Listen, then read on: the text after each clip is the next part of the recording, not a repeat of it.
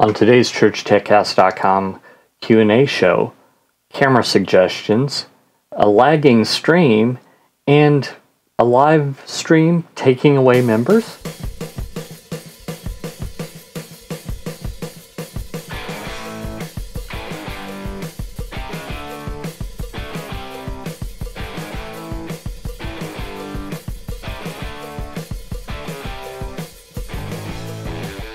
Hi, and welcome again to the ChurchTechCast.com Q&A show. This is the show where every week I help you with your questions about church tech. My name's Paul Allen Clifford. Let's head over to our first question, shall we? This is from Prince Extasy on YouTube. He asks, what video camera would you suggest for a beginner video production startup? Budget is $1,500 and I want camera, lights, umbrella, and supporting tripods. Well, it depends. Now, what kind of videos are you going to be doing? Are you going to be doing like music videos, interview videos, things where you can start and stop multiple times, maybe even YouTube videos, vlogs like this one? If so, you can't go wrong with a DSLR or a digital single lens mirrorless. One of those two categories, whether it's mirrorless, so you actually just look at a screen, or it is single lens reflex, where you're actually looking out of the lens until you start the recording. Either way, those categories of camera give you really great quality. The audio can be a little iffy, which is a little ironic because there was just a little buzz in my audio, but that's my wireless mic, that's not the camera. Anyway, the audio can be a little iffy, but if you know what you're doing, you can get past that. The problem, though, is they tend to have shorter record time, so usually around 12 minutes. Depends on the brand, depends on the model, so do your research. But I've found that the Canon Vixia line gives you a really good picture, not quite a DSLR quality, but if you're recording longer events, weddings, that kind of thing, then that's a good place to start. Now, the problem is that $1,500 for a light kit, which is what you're asking for, is a perfectly acceptable budget for a beginning light kit. So that doesn't leave any room for the camera. You can go with the cheaper light kit. On Amazon, they've got light kits from Cowboy Studio and Neewer, Neewer, I think is how it's spelled, that will work. They're based on compact fluorescence, but they're not as good as the ones that are halogen / quartz. It's really very similar, or LED. So just to show you what I'm lighting this with, though, I have a compact fluorescent over here to my right, your left. I have a LED in front of me and an LED behind me. So I'm really mixing these. Just make sure the color temperatures are the same and you get enough light and you should be good to go. Next question comes on my YouTube channel from DBG Media Incorporated. He's talking about live streaming. He's got a problem. He said, I don't know what could be wrong. I'm fairly good with computers. I would say more knowledgeable than the usual tech savvy. Again, I've tried everything for streaming on YouTube at 720p and 1080p. The only thing I haven't tried is using my desktop, which is a powerful gaming desktop. So far, I have been using my laptop that also should be more than enough for streaming and editing since it's very powerful. At least 3 times I've had more than the requirements and had a problem. So in going back and forth with him, he's got more than enough upload speed. So I don't think that's the problem unless he's being throttled or has some sort of problem with his ISP that they don't want him to live stream, which is a possibility. It could also be the software that he's using, because he's using something that came with his capture card. So it's possible that that software just isn't up to snuff, and maybe using Adobe Flash Media Encoder, Wirecast, or Open Broadcaster software will work better. I'm always a big fan of using dedicated encoding devices. In the church, we use the church streamer from churchstreaming.tv. That's a great solution. Teradek makes one called the VidU. There's the VidU Mini that's about $500. That's a good thing to look into. So those are some of the things I'd look into, because there are a lot of things that can go wrong with live streaming, which is why a lot of times I'll talk to a gamer who live streams and says, well, I've got this top of the line gaming machine and it should be plenty. And then you find out they're gaming at the same time. So they're trying to encode while they're gaming. And encoding is like gaming. It takes a pretty beefy machine, especially the better the resolution you're live streaming at. It just takes more. So you never know. It could be any of those things. So just eliminate them one at a time.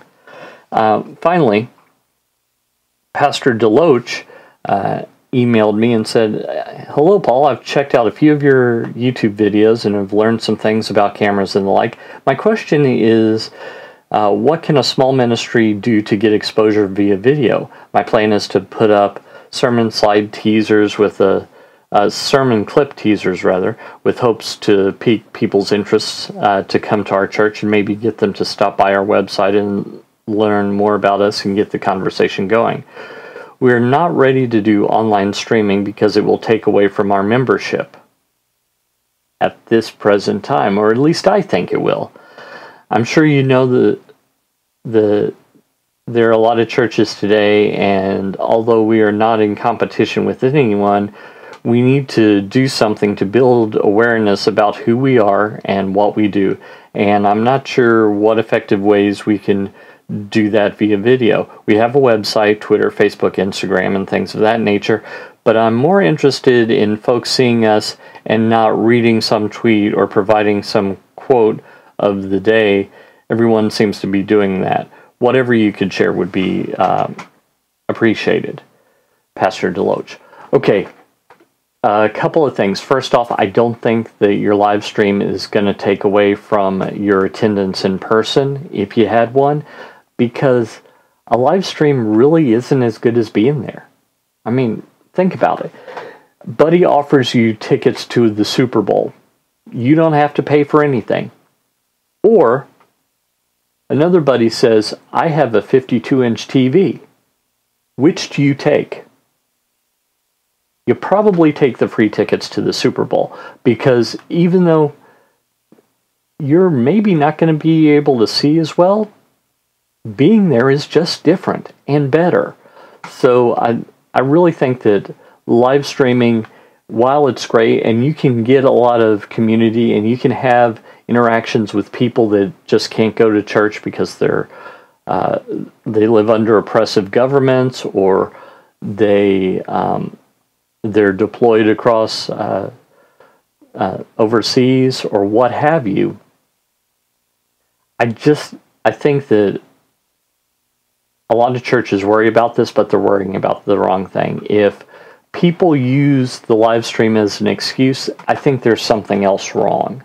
So that's the first thing. Secondly, I think that a lot of churches are the same.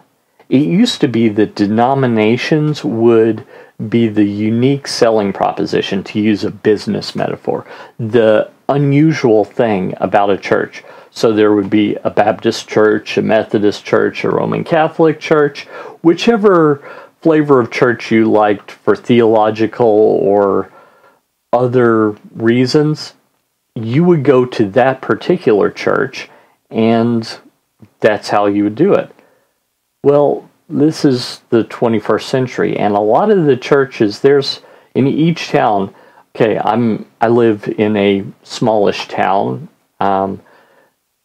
with just a few thousand people. There are like 5 or 6 Baptist churches, and a couple of Methodist churches, and at least one Roman Catholic church, and a lot of them are really similar. So I don't think that that's a differentiating factor anymore. There are even probably 3 or 4 non-denominational or hide their denomination churches. Mine does that just because it's not all that important nowadays. So I think you need to figure out what is your differentiating factor. Are you a great church for young people? Are you a great church for young marrieds? Are you a great church for parents of teenagers because you've got a strong teen ministry? Are you a great church for people that don't like church? Are you a great church for people that want traditional church? If it was good enough for John Wesley, it's good enough for me. What kind of church are you, and how does that differentiate you from other churches? You see, in the online world, they say the riches are in the niches. Think of it this way. In the vast scope of everyone in your local area, what is it about your church that is different? Now, don't say, well, we genuinely love each other. Every church says that. And for many, many of the churches, that's true. Great. But what is it about your love for each other? How's that acted out? Think of what is different. Maybe do some Facebook ads. Maybe do some YouTube ads. Maybe do what you said, and by all means, make short sermon snippets to get the word out. Because remember, you're probably not competing against other churches. If people are happy with their church, they're not going to come to your church. That's not what you should think about. You're competing against the bed. I hate to say it, but you are. So do that. I hope that answered your question. And if not, just leave it below the video, and then I can answer it on a future show. If you like this content, by all means, head over to my website, trinitydigitalmedia.com, and sign up for my email newsletter. It's perfectly free, and you'll get discounts to some of the training that I offer, as well as a ton of free stuff that I offer just right after you sign up. So don't immediately quit. You want to stick around, because in the next few weeks I'll give you several different things that you can choose from. Until next time, this is Paul Allen Clifford with TrinityDigitalMedia.com. Go out and change eternity.